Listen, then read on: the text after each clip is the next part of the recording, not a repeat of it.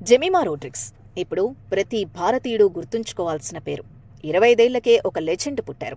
నీకెందుకు క్రికెట్, వంటింటికే పరిమితమవ్వచ్చుగా అంటూ హేళన చేశారు. తను చేస్తున్న ఫన్నీ రీల్స్ పైన విపరీతమైన ట్రోలింగ్ జరిగింది.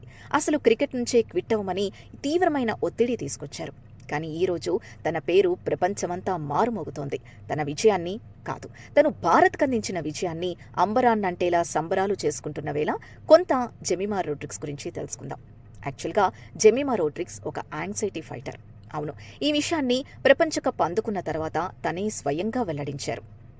కొన్ని రోజుల క్రితం ముంబైలోని ప్రముఖ క్లబ్స్ అయిన జిమ్ఖానా నుంచి తన మెంబర్షిప్ని తొలగించారు. ఎందుకంటే ఆమె తండ్రి ఆ ప్రెమిసిస్లో కొన్ని మతపరమైన కార్యక్రమాలు చేస్తున్నారంటూ ఎలిగేషన్స్ వచ్చాయి. కానీ వీటికి ఎలాంటి ఆధారాలు లేవంటూ స్వయంగా జిమ్ఖానా ప్రెసిడెంటే వెల్లడించినా కూడా ఎక్కడా కూడా ఈ ఎలిగేషన్స్ కానీ ఈ ఆరోపణలు కానీ ఆగలేదు.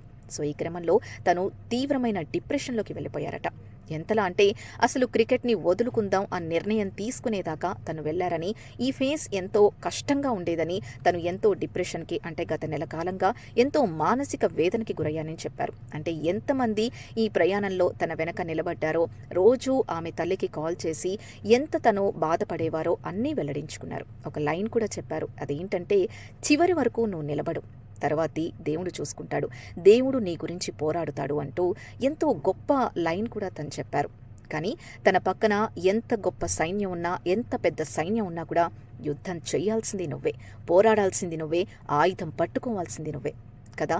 అందుకే జెమిమా రోడ్రిగ్స్ నిలబడ్డారు, సాధించారు, ఇంత ఘన విజయాన్ని అందించారు.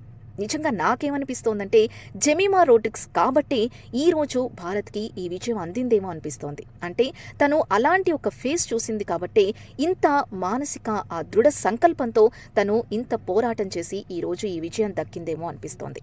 నిజమే కదా. ఈ విజయం ఒక భారత్కో క్రికెట్కో సంబంధించింది కాదు, ప్రతి మహిళలో ఆత్మస్థైర్యాన్ని నింపేలా ఉంది. మరి మీరేమంటారు?